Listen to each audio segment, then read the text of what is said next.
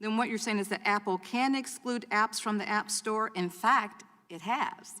In 2018, Apple introduced an app called Screen Time, which helps people limit the amount of time they or their kids spend on their iPhones. Is that correct?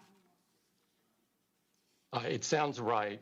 Okay, but before Screen Time existed, there were other apps in the App Store that gave parents control over their kids' phone usage, apps like Our Pact and Kidslox, and parents depended on them.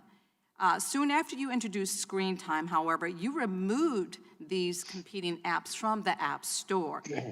One mother wrote to Apple saying, and I quote her, "I am deeply disappointed that you have decided to remove this app and others like it, thereby reducing consumer access to much-needed services to keep children safe and protect their mental health and well-being."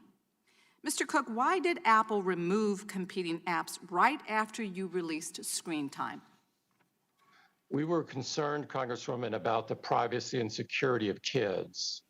The technology that was being used at that time was called MDM, and it had the ability to sort of take over the kid's screen, and a third party could see it. And so we were worried about their safety. Okay, thank you. I appreciate Today that. we have. I appreciate that, but the timing of the removal seems very coincidental. If Apple wasn't attempting to harm competitors in order to help its own app, why did Phil Schiller, who runs the App Store, promote the Screen Time app to customers who complained about the removal of rival parental control apps? Congresswoman, I can't see this email. I'm sorry, my eyes are not good enough to read it.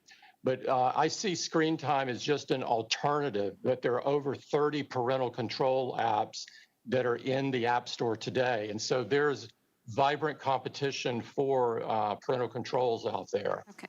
Well, Mr. Cook, the fact is that Apple sidelined Screen Time's competition by keeping them out of the App Store. And while Apple claims these competitors weren't meeting Apple's privacy standards, these apps creators say that you admitted them back in 6 months later without requiring significant privacy changes. And, of course, 6 months is truly an eternity for small businesses to be shut down. Even worse, if all the while a larger competitor is actually taking away customers. And, you know, this is not the first time something like this seems to have happened